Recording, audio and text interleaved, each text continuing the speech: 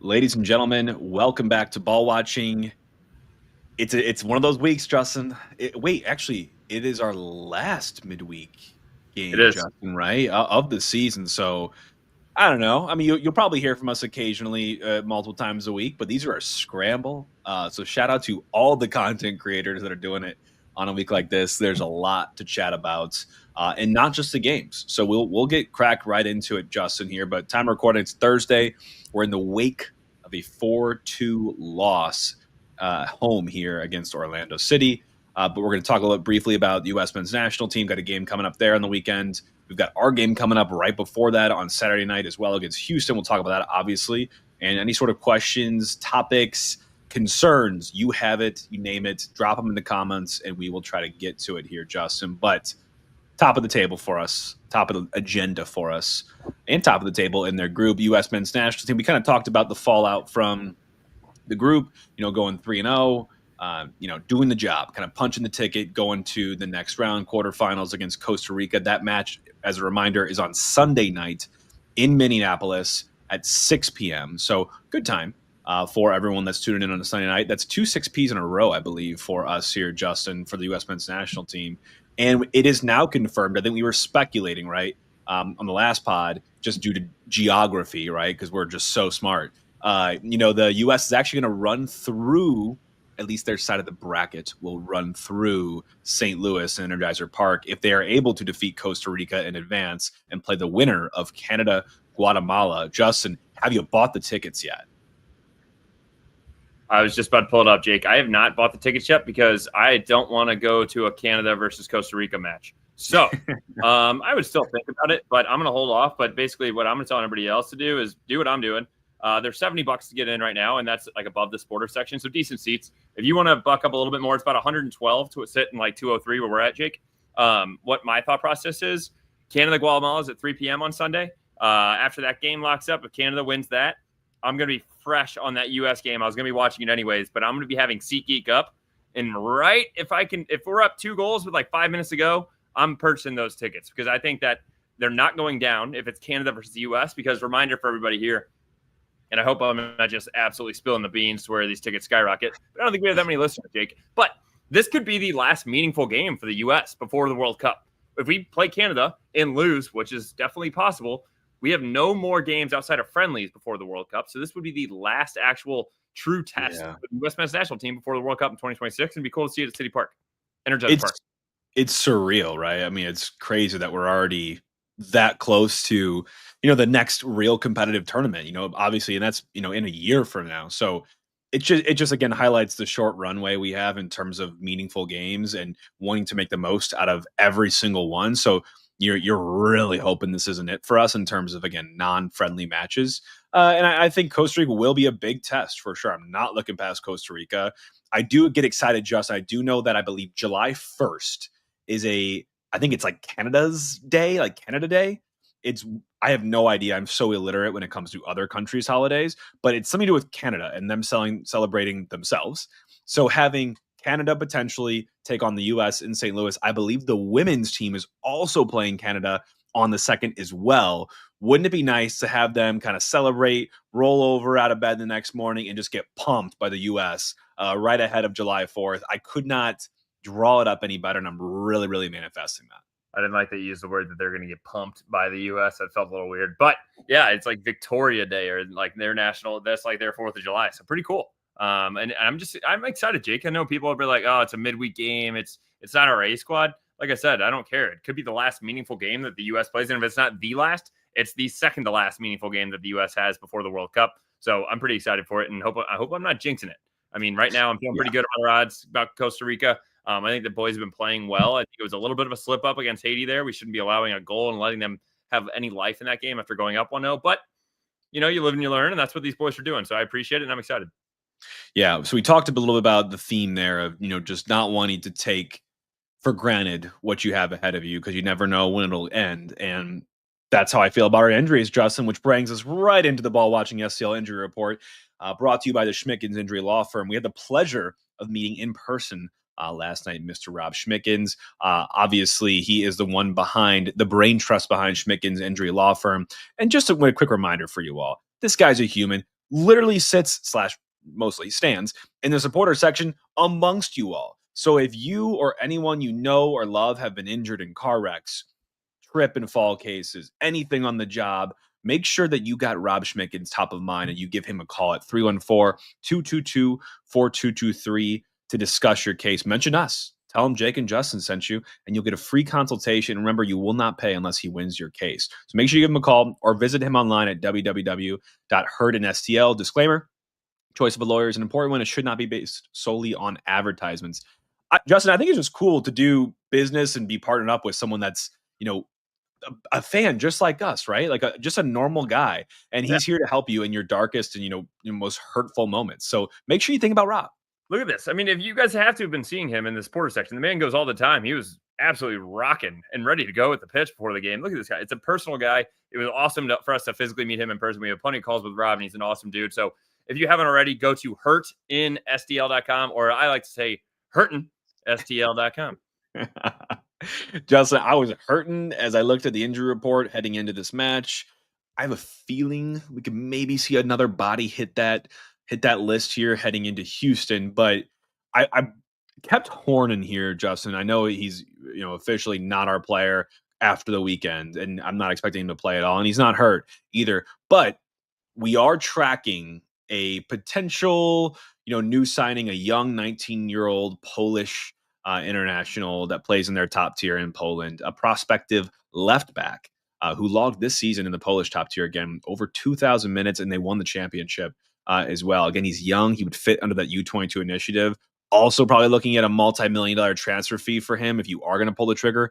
It's just rumors at this point. Didn't want to spend too much time about it. Obviously, we're talking about injuries, but Jay Reed is an injury away from leaving left back spot totally open to whoever can just literally walk around there. So I find that important to kind of wrap into the segment as well. Absolutely. I think unfortunately, I think your first thought would probably be Wallem, obviously. But then also Kyle Hebert. But also both of those guys are hamstrung, no pun intended, on the situations that they're in. They're playing because we have other guys injured in front of them in their positions. Typically, Wallem, I actually like playing in front of the back four. But yeah, it's a pretty tight little squeeze for us. Jake, I do want to kind of squash a little bit of this. I feel like everybody's getting a lot of traction on social media today about this. Mikhail Gorgol. Yeah. I'd be buying that jersey automatically. But it says, however, this matter is not yet advanced. So I just want to pump the brakes. Everybody's excited for it. It's a lot of money for a left back. Yeah, we need it, but it's not even in advanced talks yet. And that's straight out of where is he from? Like Switzerland? Poland. Yeah, like it was in Polish. And they said it's not advanced. So I got to trust the dudes over there for that. Maybe not for everything else. For sure. Just that. Just the city news. I trust the boys over in Poland.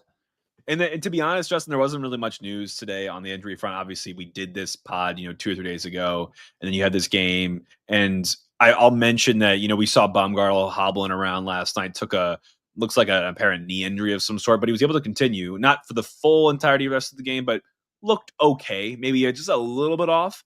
After that, I think they're going to do some scans on him from what I heard from Critchley in the press conference today. Make sure all is well. You can't report that yet because they haven't even gotten time to do that. It's crazy. Critchley did a press conference last night post-game and today at noon. I mean, just what else can you pull out of the guy with another couple hours of sleep basically in him? But that's the only person I think I could see popping up on that report, if anyone. Otherwise, it's same old. Durkin, we thought could be available for this next match against Houston. Sounds like it'll be another week. And I don't know if that's a mix of injury and him becoming a father, which is awesome. Congrats to Chris. Or if that's just one and not the other. I imagine it's probably a little bit of both, if I had to guess.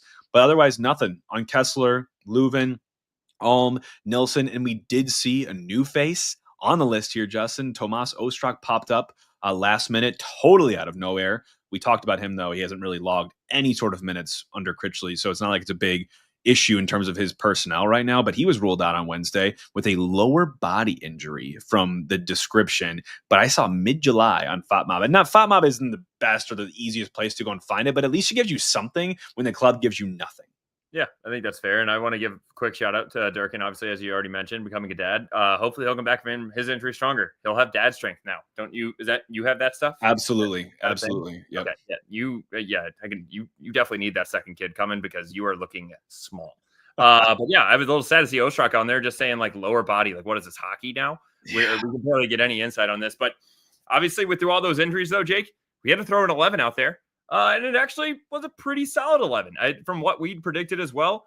We were spot on, except for Watts was in instead of Morales there. So we had Berkey in the back, going across the left, Jay Reed, Baumgartel, Hebert, Toland, Hartel, and Watts in front, with a Celio on the left, Toyshirt in the middle, underneath of Klaus, and a Betcher on the right. What were your thoughts on this starting 11? I think I do think it's probably the best that we could have done in that sense. I personally, even before what we know has happened in the game, which we'll touch on in a bit, having Watson there, I would have rather had Morales for a couple of reasons now with those goals. But otherwise, it was a pretty solid starting 11. Yeah, I mean, unless we don't know something about Morales, I think he should have started that game. I think we calmed down a little bit more with him in that spot over Watts. But no, I mean, it kind of writes itself for the most part. I'd say outside of the Toy Shirt edition, which we did talk about pre-show, we predicted him dropping back into the spot that Hartel vacates to go drop back as an 8 and help move the ball around. Again, like I said, it kind of writes itself here, especially with injuries. I think it's a very aggressive 11. I mean, look at past the back four. You have Hartel, Toyshirt, Celio, Klaus, Betcher, and at Watts. I'm not even going to consider all those 5 guys very attacking minded, and they definitely do a lot of defensive work as well. But at least like we weren't seeing that just in the Olaf days, in the Olaf reign. We were seeing really conservative 11s, 18 center backs taking the 11 for us, and I just like a little bit more of the kahunas that Critchley's showing. And by the way, bites you in the ass sometimes. And it did bite you a little bit last night for sure. But I'd rather go down swinging with a little bit of courage than just come out scared. You know what I mean? And I can appreciate that about what he brings. Yeah, absolutely. And I did want to bring Daniel's comment in here. He said, shouldn't we be spending $4 to $5 million on a U22 right winger instead of a left back? I mean, in my opinion right now, I think we have a lot of depth. And these guys are actually showing that they can create chances. In that game, we were down last night, 3-0. End up coming back 3-2 at halftime. We're showing fight. We're creating chances. Before they scored all 3 of their goals, even when they were scoring, we were still creating chances. They weren't as strong of chances as theirs. But I feel like we have a squad that could score the goals, especially for fully healthy. I would like to build out a strong back line. But to your point, I think that Critchley's been at least making it exciting soccer. Even when we were down 3-0 and the place was a little bit dead, it still felt like we were at least going to get a goal. And I didn't feel that at all when we were playing underneath of Olaf. I feel like we were getting into a game and we weren't even we weren't even sure if we were going to score in the next game, the 2 games, however long. We were playing games with 1 shot on goal. We're ripping 10 shots on goal in these recent games, and I really appreciate it. I'll just touch on that comment briefly. I like the question, like, should we be spending that on an attacker versus a left back? I think the idea of spending for a U22 is the right spot. And I think left back is a spot you definitely need to reinforce. But I think I would tend to agree. If you're going to invest in a DP level, like transfer fee, wage wise, I want to see that go to the right, because we see the limitations in Betcher's game on a right winger profile. That's just not him. Like, he's fitting that right now, and he's able to score a goal last night, which we'll talk about.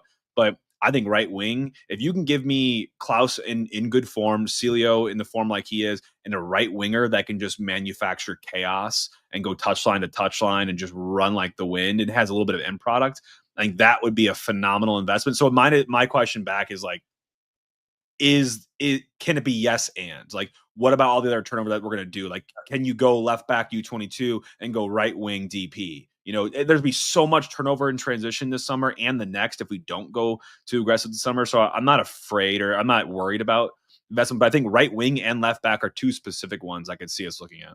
Absolutely. Jake, I want to just kind of I think we have a lot to talk about on this game. We got to talk into Houston. So I say we just jump straight into these goals. Yep. I do want to screen share on a couple of these. So I'm going to start with the first one and get your thoughts. But I know this first one it was a great goal by Orlando, but you're going to have to, when you're getting in the film room with City, it's what did we go wrong? And I think right here, this is a freeze frame of the ball being played into the forward. They do a nice up back through here. My problem is this space that we have between our center backs. Look how far they were back before Hebert's even stepping, and between Watts and I guess Hartel, who would typically be here, or whoever's playing in front of there. There's another 20 yards. And this is where teams are picking us apart, where they're finding that gap. It's finding the short corner like you do in basketball. You get the ball in the pocket.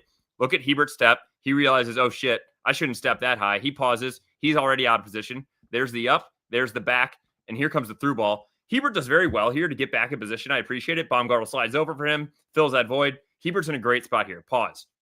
Then he starts ball watching. Now watch this. This is where you have to get tugging on shirts. It doesn't need to be a foul, but you need to be in between the guy tugging on him so he doesn't have a clean finish at this, just like that. And Kyle Hebert knows it. And that was the frustrating one for me. So I think it starts again with the space between the center backs and the center defensive mids. And then also it just lack of marking once we get to the box. So great goal for Orlando. I don't want to take too much away from it, but if you want to be nitpicky and pick on some things, I think that's something that we're going to be showing in the training room and in the film session.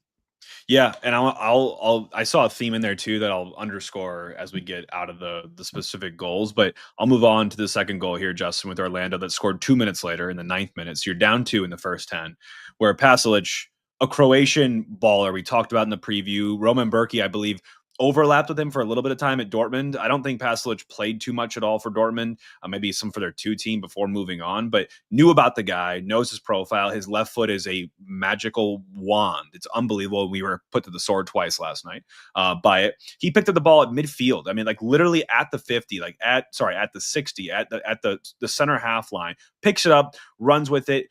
The problem is, at the start of that whole movement, Justin, we're already out of position. Like Hartel's already trying to do a lung buster to get back. Watts actually does close the space, does catch up with him, but he oversells it. Like he runs past Pasalic and lets him cut in on his left foot right in the middle of the pitch, and he lets loose just a banger of a shot into the far post. Berkey has no chance on this, and we're going to talk about this again because it happened again. If you have a guy that you know, one is Berkey, you're going to talk to your team about it. Like you say, hey, this guy does this, watch out for that, do this. They do it in the film room. They do it all the time. You cannot tell me they weren't saying, push him to the right. His left foot is magical. And we fell twice on that, and he made us pay twice on it. I just don't get why you can't take the small things like that and make sure for a guy that has a great left foot, don't let him onto it. Like you had the choice here if you're Watts. You did the hard work. You caught up with him. Now push him the opposite direction away from his comfort zone. Exactly. I think Watts did great to recover here. One, though, I do want to say is we should never be allowing someone to be able to take the ball from 65 yards without being touched. Untouched. Yeah. I'm going to bring it into basketball again, Jake. What's the first thing you do? Someone's got to stop the ball. And that's what you do there. I did immediately. I was like, oh, Reach a step there. No, he's got a runner wide. Baumgartel doesn't need to step there. It's the miscommunication and lack of rest defense out of our center defensive mids. Watts does well to track back here. But, Jake, this is where I'm going to get nitpicky again, right there. When he's in front of him, you do not turn your back to the guy with the ball. You need to then open your hips to the right and face him, and you're going to keep that gap closer, and you're going to be able to be in a position to block the shot. Instead, he turns his back completely to where he loses sight of the guy, and then Baumgartel's trying to step, but it's too late, and neither of them are going to get to it, and a great finish by him on Berkey. Nothing Berkey can do. Again, on another one where Berkey's going to start getting more and more frustrated at these balls going in, because a lot of times he is keeping us in these games. But on these ones that are getting scored, it looks horrible because the scoreline, he let in 4 goals. No, I would say that Berkey was the man of the match for me in this game with the amount of saves that he had, but we're just leaving him out to dry. He should have had 8 last night. I mean, no doubt about it. He made at least 2 from my highlights rewatching, 2 magnificent saves that a lot of goalkeepers wouldn't make. But that wasn't it, Justin. They got a third just shortly after that, 11 minutes or so, when Timo Baumgartel had the ball, in our 18, and there's a triangle of defenders around between him and Watts. And like in the very beginning, Joseph, you can get it to that frame, work your magic. You can see that triangle of Orlando guys, right, kind of keeping Watts in that middle of the triangle. And Timo here, you have Hebert out wide. That ball is tough because Totland is way upfield already, looking for the long ball, kind of out of the position, out of the play, at least from a passing standpoint already. So, Baumgartel plays that knowledgeable pass to Watts. I kind of question if you need to play that ball, but Watts does a safe thing, plays it right back to Baumgartel because he's got 3 guys breathing down his neck. When Baumgartel receives that, things kind of open up a little bit, and he sees that the guys have kind of released off of Watts just marginally enough for him to be able to, if he plays it back, open up your hips and turn and run with the ball. That touch lets him down. Watts does. Lets it go by him. Orlando pounces, 1 touch through, and a cool finish, and you're down 3. Now on a very, very everyone's watching this play develop in front of them. Very, very like spotlight level mistake. I'd say both on Baumgartel and Watts here. I know Watts really wears this one, and obviously he did get yanked at halftime. I'm not sure they would call it a yanking, but again, individual lapses. And I want to just talk about this, Justin, because this brings up one of my themes. Is in the press conference, Critchley said, "I want them to play brave. I know that happened here. I want them to be confident playing the ball, even out of the back at times." And I get that. I love that philosophy. I love that idea. But there's literally a Twitter account that when playing out of the back goes wrong. And this will be on that. If I haven't looked, I'm sure it probably already is. And when you're a team that's figuring it out, I don't think you can just play that all the time. Sometimes you just got to lump it long, like live to fight another day. You're already down 2-0, going down 3. Honestly, Justin, to me, that was curtains. Like it was just too much for us to overcome eventually. So I don't know if I necessarily agree with always just playing brave and out of the back like that. And sometimes, again, got to take your licks. Yeah, I mean, at this point, Jake, we have 1 point from a losing position this entire season. Going down 3 is a death sentence for us. So I'm going to go ahead and say Akil Watts. Shame. Shame. Terrible. Absolutely terrible. And Jake, it's not only on the touch, but right here, Jake, if you're a midfielder, you do not call for this ball. You do not even come into this space. What are you going to do with it here with your back 100 yards to the goal that Baumgartel can already do? So problem number 1, Akil Watts, do not be coming in here for calling the ball. Terrible idea. Now, when you do get it, good. Play it back to Baumgartel. Now, you keep coming to him and closing his space where now that defender can mark both of you in that 5-yard span. Another poor decision. Then, when you get the ball back, you know what you shouldn't do? Turn a 180-degree turn to the top of your 18 without knowing who's around you. I don't care how good your turn is, how good your touch is. Messi's not even doing that with these 2 defenders right here. I bet you he didn't even know this guy was right here anyways. Poor touch. The last thing I'm going to say, Jake, is I'm very upset with the way that he pouts after this. Watch Akil Watts right here. Throw your arms up, turn away. Oh, not even back of the net, Jake. Pissed that's off. new. Who are you pissed off at besides yourself, young boy? I didn't see that. I watched this. I was so pissed. Watch this. Arms up, turn away. You don't even try to get back the thing and it was your fault that the ball's in the back of the net. That whole situation. I think that's exactly what Critchley saw and said, no chance you're getting in the rest of the second half. Hit the showers, buddy.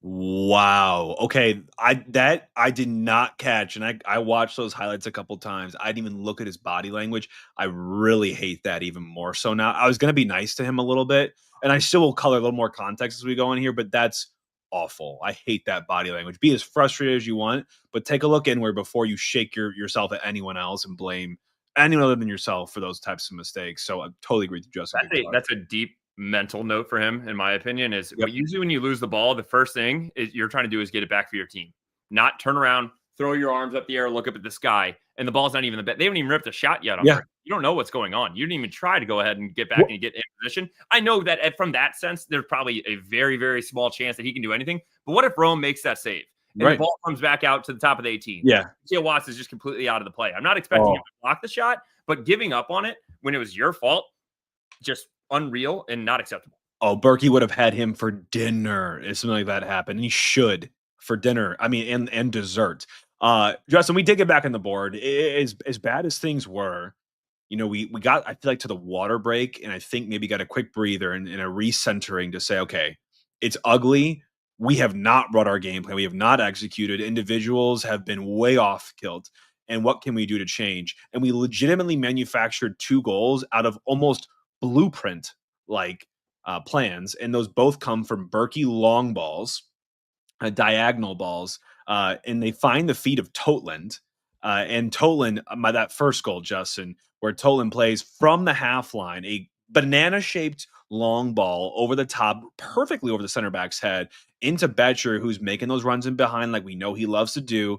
And Betcher takes a good first touch. He does then draw that defender back in, takes the physical contact, shakes it off, slots home. This is a guy that needed a goal. And I'm so glad he got it. He's found himself in such great positions, and he works so hard.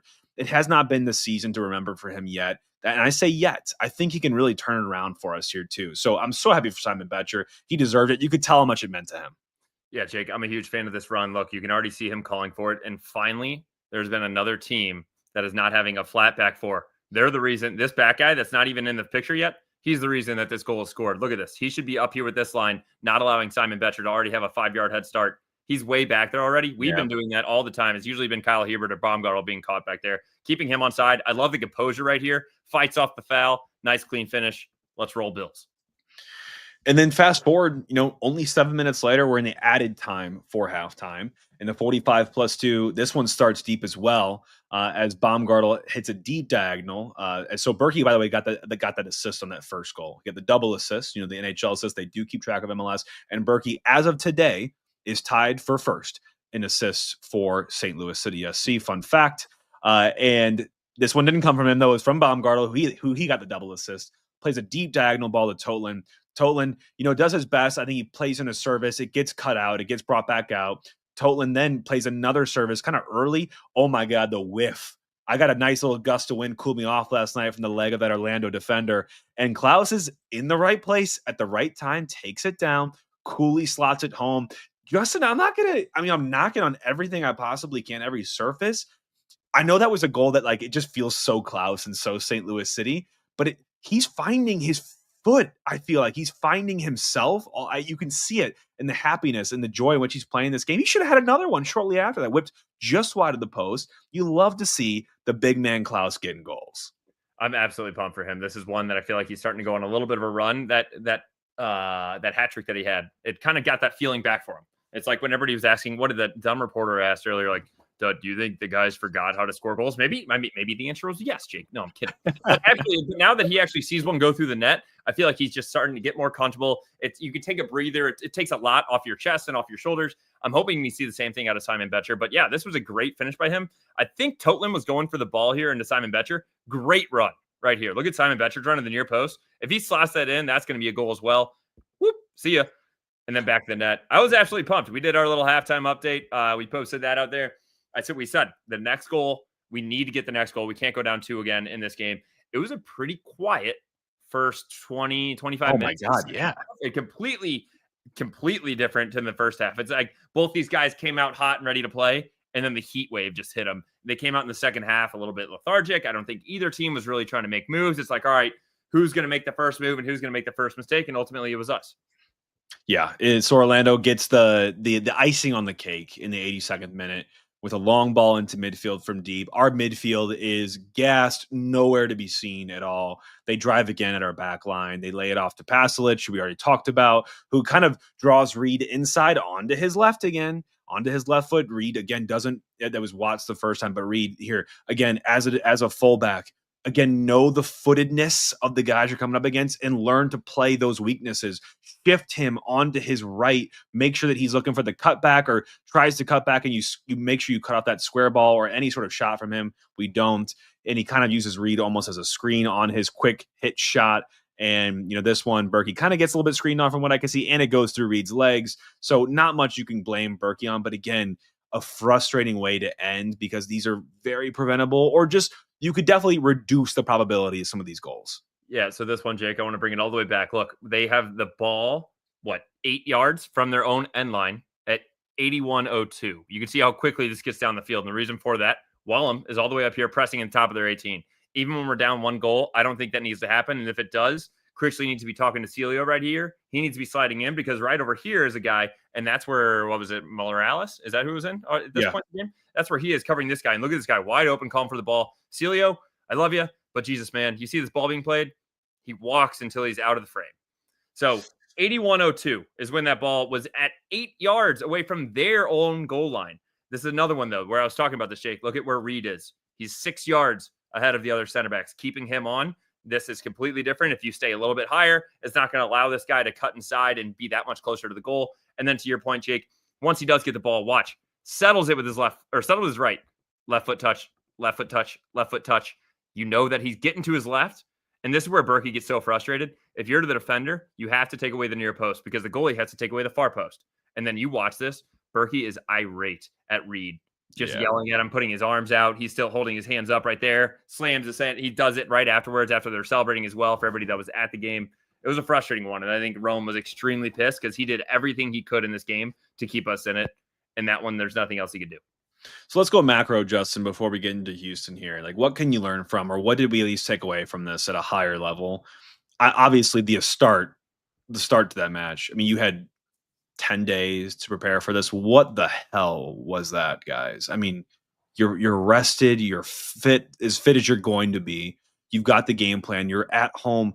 how do you start off that poorly? I think that was honestly, that was the nail in the coffin for me from the very get-go. You're gonna let a team like Orlando waltz into Energizer Park and just put you to the sword in the first 22 minutes with 3 goals to show for it. It doesn't matter how well you plan. It doesn't matter what your training looked like. If you do that, you will win no games. The transition defense was shambolic, in my opinion, and you played right into Orlando's hands, and then we suffered for it later on. Like, we had no gas in the second half. We had nothing. We had given everything we could to respond and be resilient in that first half. And then they just settled into a low block. There was nothing for us to do. Critch made a comment, Justin, I thought this was interesting. He noticed a lot in the very beginning that we were doing what he wants team to do is intentionally look to defend one of two things. Either you defend the space that you're assigned to, make it, hard for those teams to find those spaces, or you're pressuring the ball, pressuring your man. In the first 25, 30 minutes of this match, what he was talking about is we were defending or we were occupying dead space that no one tends to get to. We're not tied enough on men. And Orlando made us pay, obviously, very, very dearly. So, I mean, I just that's got to be stamped out immediately. Like, you cannot have that. And now you're going to Houston. It's going to be hot. Like, I know weather and climate all plays this fact, but Justin, as fans, that's you can't give the fans that type of start to a game. Like, it's gross. It's honestly gross. No, Jake, I was trying to find the quote from Chris. What that he said, and I thought you would. You already mentioned that you love his accent. I was going to try to give it a go. He's just like, "Oi, this was not good enough. This is not for the fans. This is something." I think that's Scottish. I want to blame it on us. I mean, I'm close. I'm like, what, Scotland and England? No, that's fine. I'll let it pass. Touch, yeah. But that's what he said. He was like, they had plenty of time. They had 11 days to get ready for this game, and we came out completely flat-footed. And that's where he's like, "Oi, I'm sorry, fellas. It's not good enough for fans." Yeah, Peaky Blinders. I don't know what English is. I can't get it. Yeah, no, that's all right. We'll let it slide here, Justin. I'm not going to let the midfield slide. They were ran ragged all the first half. The first half was again awful. I mean, Morales was desperately needed, and this is what I was going to maybe sort of defend Watts a little bit. What Chris talked about in the post-game press conference was, they knew at times in that game that Watts would show up as the lone six, as the lone real, defensive-oriented midfielder, as Hartel sort of floated up. And I get that. You want to make sure that he finds space and time and can get into those dangerous positions. Who in their right mind saw the film, saw the tape, and thought that could ever be allowed for Watts to be a lone six sitting in front of the back four? Like, I have never once been convinced by that. And to knowingly go into a match where that's going to probably happen a couple of times, that happened on two of those goals. 100%. He doesn't have the repertoire. And I'll put an asterisk yet. I'll give him a little bit of growth area. Maybe he can take the reins there, but I just don't know how you go into a game expecting him to ever thrive in that position. So I will also give a little bit of shtick to the coaching staff. Like, why are you even attempting that? What convinced you that could be allowed? So I think it's a Watts failure to execute, and I think also the plan in terms of midfield was never going to work.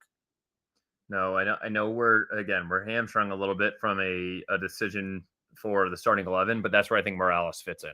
I think Morales absolutely fits in there. If Wallum's not healthy enough for a full 90 right now, but that's the Watts. I've already talked to you about it, Jake, and I apologize if this is a little harsh, but I don't see how we see this in film, either in this game or any previous game. And it's like, yep, that's our guy. He should be starting in one of the most central, important roles for us, because as to your point, if Hartel's next to him, he has to be the main defender. And if he's making choices like that, one with the ball in the third goal, and then also with him trying to defend them and turning his back completely, not getting back, I just don't see it. So I don't really get the whole choice there. I would almost even start like a Hebert in front of them and just be like, hey, man, we don't need you to touch the ball. We just need you to sit in front of Yarrow and Baumgartel and just not get forward. And it's almost too defensive at that point. But I honestly would like it that way, because right now we're being exposed in the offensive and the defensive end. We're putting Hartel next to Watts. And any good team like Orlando are going to see that and say, we're going to go at that guy all night. Like, we're just going to. Like, I would have taken anyone else that plays midfield ahead of Watts in that experiment, especially with hindsight being 2020. The other things I saw here, Justin, was direct attack. We know we like to play direct attacks. It was fairly funny to see how direct our direct attacking was last night, as both of our first half goals came from long service into Tots, who played crosses or played a ball in behind and had the assists on both goals. Great night for Totlin. I'm loving him being back in the mixer. Outside of Hartel, Berkey and Baumgartel led the way on progressive passing. And these are guys that are just, I will give Baumgartel some credit too. Obviously, Berkey is a known, but the precision on some of these long passes is just obscene. Like, these guys play some peaches of diagonals and long balls into our attackers, and they're legitimately manufacturing good chances out of it. So we are playing very direct. We're relying on a goalkeeper and a center back to kind of be the quarterback for a lot of our beginnings and ends, because our direct attack is really our only way to get in. Because Orlando, you saw them stifle us last night. They got up, settled into their little low block, and they forced everything wide. We had 3/4 of our passes in the final third coming from wide areas, and 80% of our passes into the box came from wide areas. So they clogged up everything centrally, and you all saw the writing was on the wall. We had no way through, no intricate passing sequences to be able to break into the box and create dangerous chances. We were dead on arrival, honestly, when we hit the second half, Justin. It was a climate thing. It was a tired thing. We exerted all in the first half. I mean, it was pretty disappointing. It kind of was like a slow burn for us, or a slow crash. Yeah, the one bright side is we talked about the sub. So Morales was in for Watts at halftime. Joey Z for Totlin. I think people were like, wow, Totlin's playing great. However, I think coming back, you don't want to burn him into the ground. And I thought Joey Z, this was a perfect spot for him. This, to your point, I think both teams slowed up. They looked lethargic.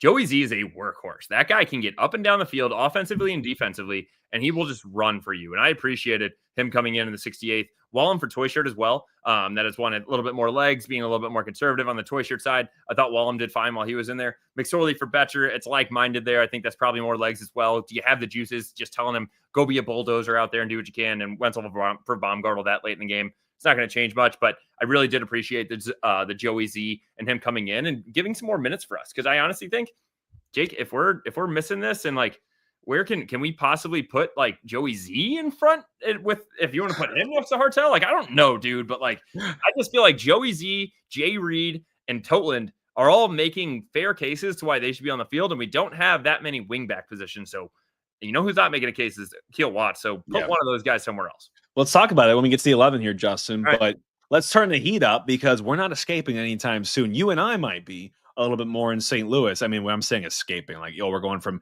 97 without heat index to 92 maybe tomorrow.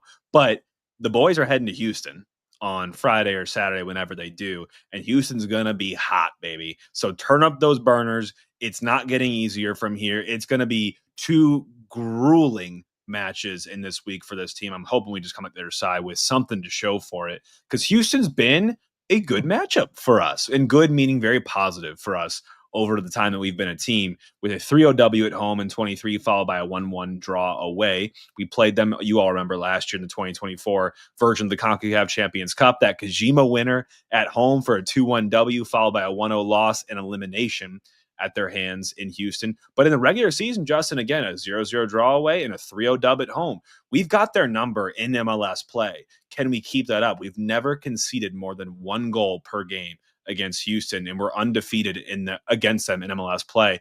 You're looking at this, eyeing it up and saying, this could be a good away result for us if we can put 2 and 2 together. This is a great matchup for us, Jake. You look at 2025 current standings, they're 11th in the West. Remind you, out of 15 teams, yeah, we're 14th. But still, we're finally playing someone that's closer to us. On 20 points, they're 5-9 and 5 win-loss draw. 24 goals for, that's 21st in the MLS, so 9th worst. And their 31 goals against is also 9th worst in the MLS. So they're scraping the bottom of the barrel just like us. And their regular season form, not great. They have a 4-1 L versus Miami, a 1-0 L versus LAFC, a 3-1 L versus Seattle, a 2-0 win over Minnesota was surprising, but blind squirrel finding nuts every now and then. 1-3 loss versus Kansas City, terrible. 1-3 loss versus Montreal, terrible. Most recent match, a 1-3 loss versus Minnesota. Minnesota got them back in that one. And then their form right now, they're 1-1-3 with a -5 goal differential, 3 L's in a row coming into this one. So this is a team that is struggling, and we've talked about it. We'll talk about it later, but they're missing some key guys as well. So it's not like they're just playing in poor form. They're playing in poor form with they're not A squad guys. So those results you rattled off, Justin, those were all home results, and you rattled off 5 losses and 1 win. I cherry-picked a couple that I thought were teams that we could look at, knowing that how we played against them, or some just higher profile or pretty poor teams as well. But they're limping both at home and they're limping into this one when you look at the last 5, like you said. They're coached by Ben Olsen, who's got a win percent that was above 40 for the first 2 years in Houston at 2023 and 24, and now he's at 28% in 2025. Justin, I know we've got a special video here that we will share on social media, but do you want to share here as well when it comes to Ben? Okay, yeah, go for it. I do, Jake. This was awesome. So shout out to Nate Kalish, one of our friends of the pod, sent us this. This is the 1996 national title game. And the reason that we're showing this is St. Louis Scott Gallagher against FC Delco. When you listen to these names, you're going to see Ben Olsen rip a shot on net. Kevin Kalish come out with a fist of God and save it to get a red card. And you know who's in net to try to save the PK? Mr. Tim Kelly, friend of the pod and goalkeeping coach for City. So here we go. FC Delco, of course, not been terribly successful on the corner kicks. Talked about them being a smaller team earlier. They try the short corner. Here's Olsen. The shot deflected off the crossbar, and they're going to call this one a penalty. I absolutely love that Kalish gets up for that. They do a little zoom in here. He sold me. Remaining 18 minutes plus, this could be the turning point. They zoom in on Kalish. He's pissed because he's getting the red card. He's coming off. Here it comes. Here's Ben Olsen, Houston's coach. They try the short corner, and it's Ben Olsen striking a ball here, and it's deflected on the way in, fooling the goalkeeper, Tim Kelly. There's Kalish putting his right fist and forearm up onto the ball to keep it out of the goal. Ends with a happy ending, Jake. We got TK coming in here, having to make a big save. And guess what? He doesn't need to. He rolls it wide. Oh, we're going to have to talk to TK about them. Yeah. About that one. He for sure is going to be like, oh, I had him in the head. He wasn't right. Yeah, but I love it. And guess what? We went on to win the national title that game. It was 1-0, 1996. We got to play that blindly for coaching analyst Kevin Kalish, who you all can find here on the show. I'll probably hear very soon in the coming weeks, because that one has got to be a fun memory to talk about and just get into the brain as he was doing that. He must have just seen the World Cup and when that was done. But what a find, Justin. And shout out to Nate Kalish, you said it was? Nate Kalish, that's Kevin's cousin. Awesome. A Washmo man himself. They're all over, Jake. He's sending us these DMs, finding these absolute gold mine of nuggets. Who would have thought you have the Houston Dynamo head coach shooting a shot that gets saved by the SLU head coach, and then the PK against the goalkeeper coach for City? Unbelievable. Well, after Ben Olsen missed that shot heroically saved by Kevin Kalish, he went on to do some decent things. And obviously is now at the helm in Houston, where he looks at a 4-3-3 or a 4-4-2 for this Houston Dynamo side. This is going to be a possession-heavy team again. They're one of the MLS best when it comes to kind of holding the ball, dictating tempo, playing a little bit safe in terms of the zones. They're a team that will look to go for those wide switches and focus on set pieces. They have 17 corners they've earned in just the last 3 games. They are hobbled by missing one of their key playmakers in McGlynn, who we'll talk about, but Linger is one of those key players for them that's going to drive a lot of those vertical transitions, getting behind. We know about Amine Bassi, who we've played against before, and Ponce, who's one of their new DP strikers, who makes some dangerous runs. But as far as everything else, Justin, this is a team that is underperformed, I'd say, in the attacking front. But on defensive side, they've actually they've outperformed in a bad way.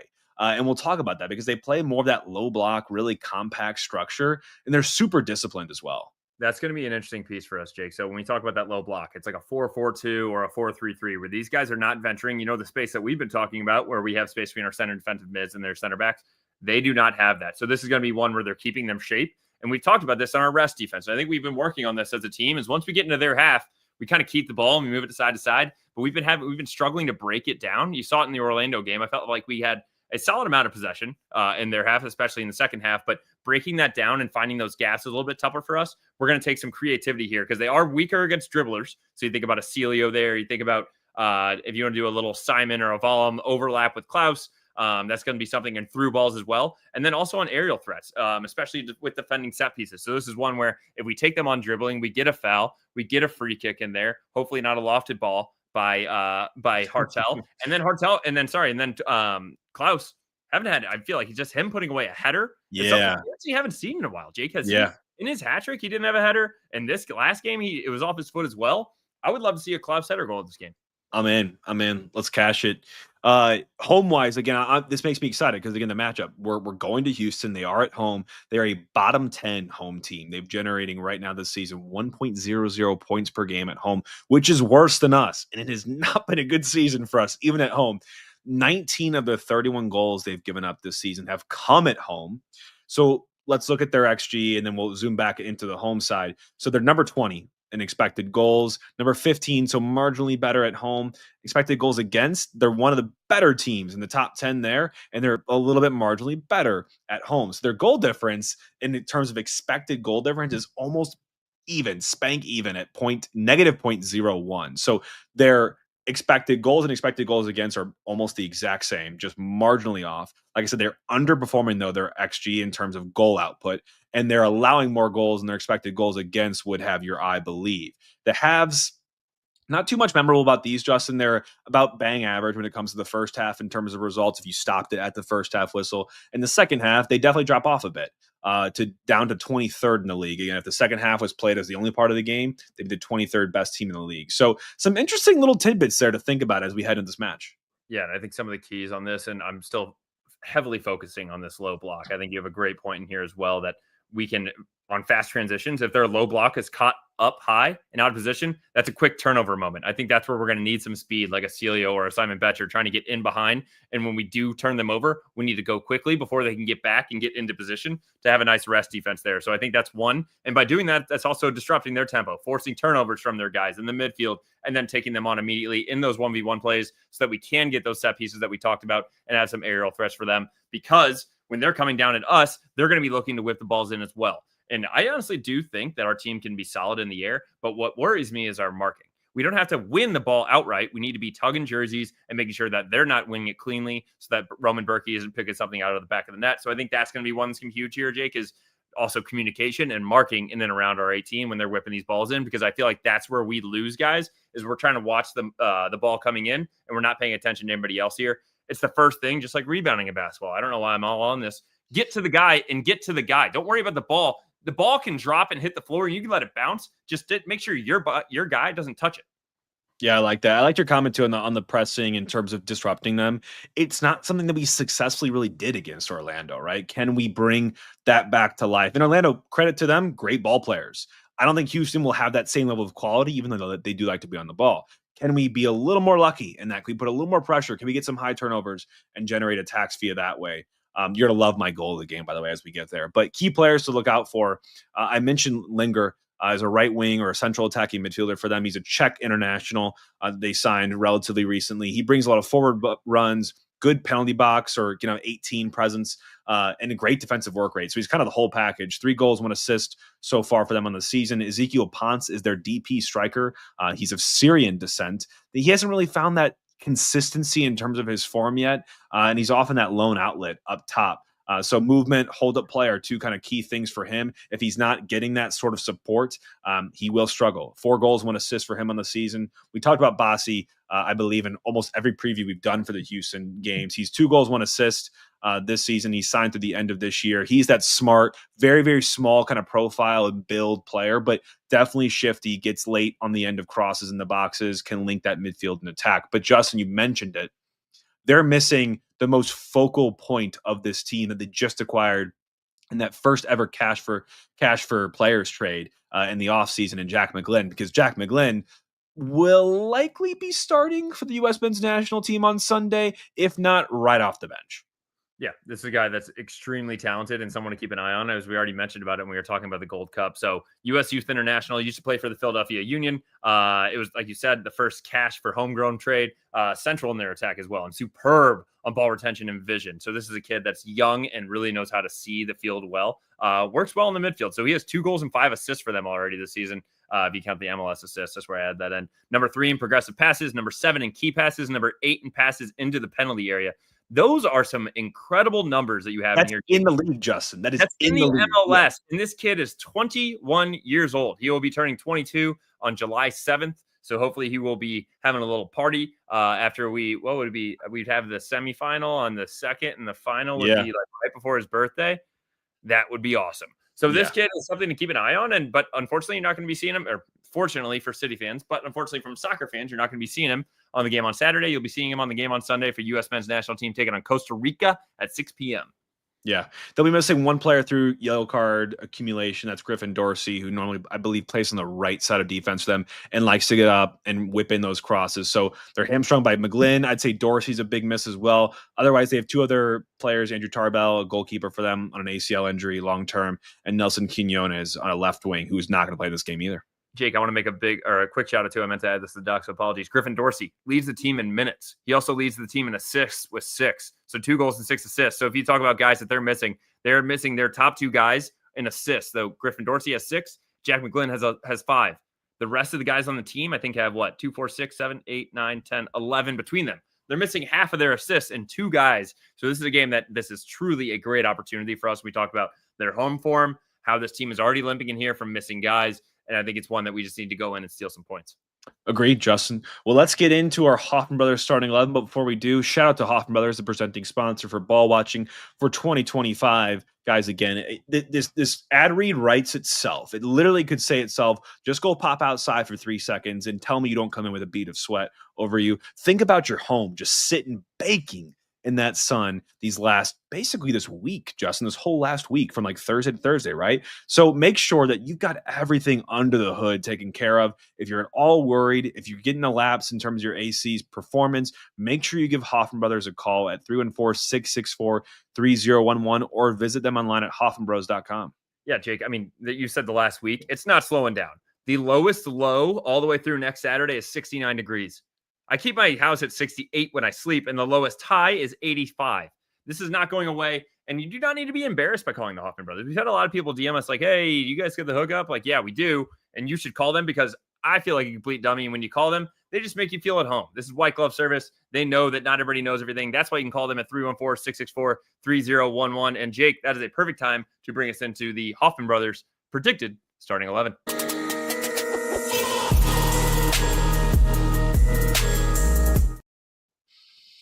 Ooh, We made a doc. Yeah, I like it, Justin. I like it. So you made the graphic for us, Justin. You lead us into this. What are you thinking? What are you feeling here?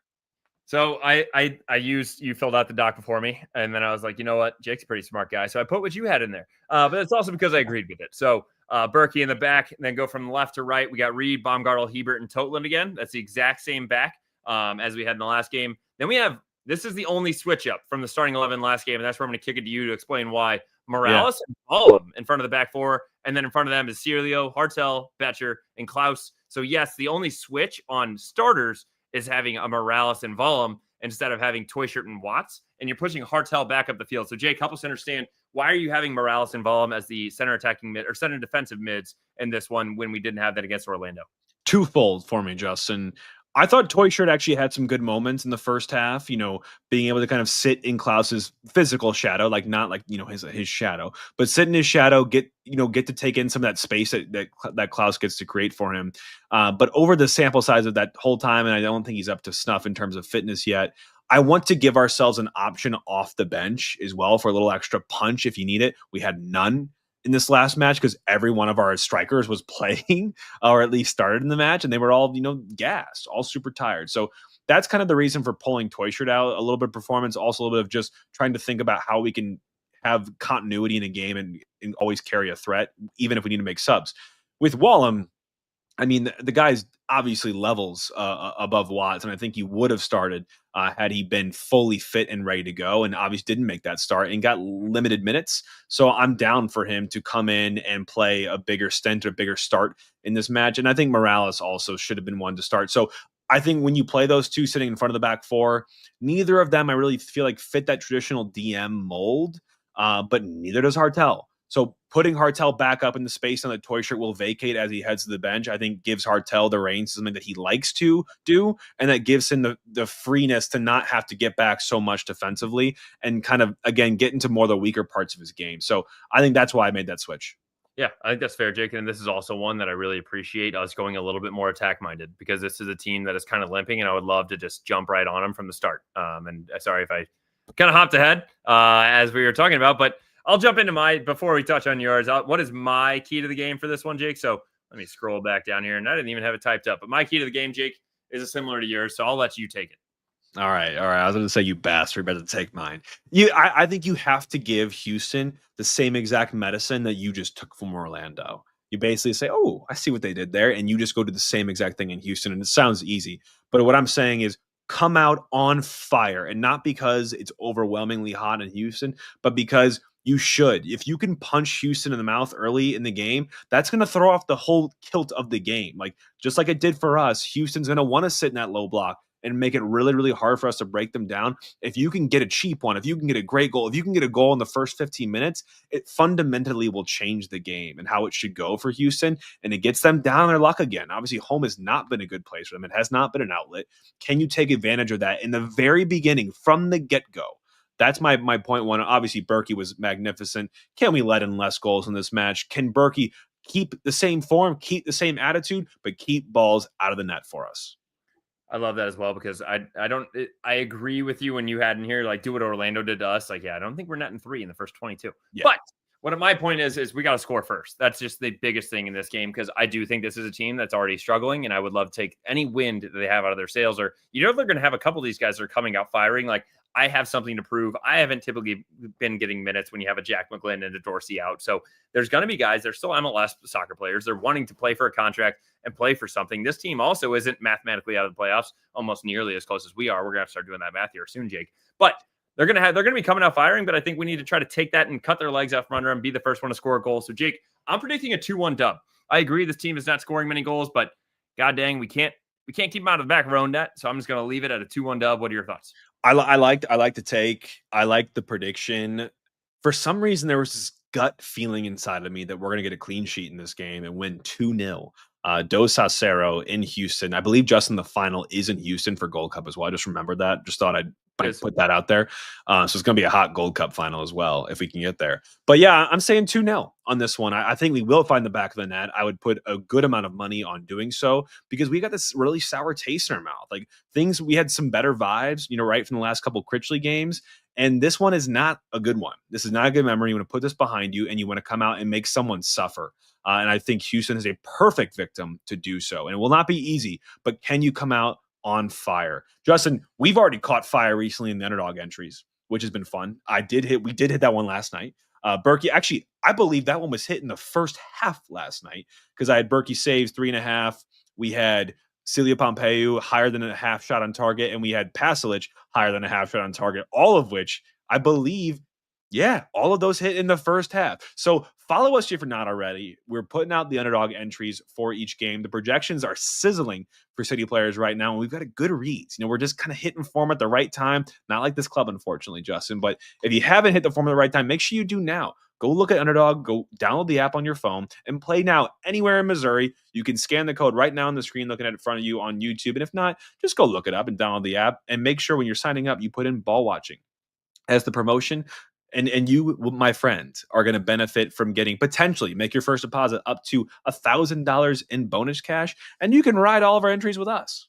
And exactly, Jake. I think this is one where it's hard if you want to be a fan and make a little side cash on the team that's not winning a lot of games, and that's why we're here. We're doing some player stats, and we're putting in entries, and we're picking higher or lower on a lot of these. So this is one that's a lot of fun. And if you don't have to be in a legal betting state because it's not betting. This is fantasy sports. You can be in Missouri. You can do it. So use code BALLWATCHING, make your first deposit, get up to $1,000 in bonus cash.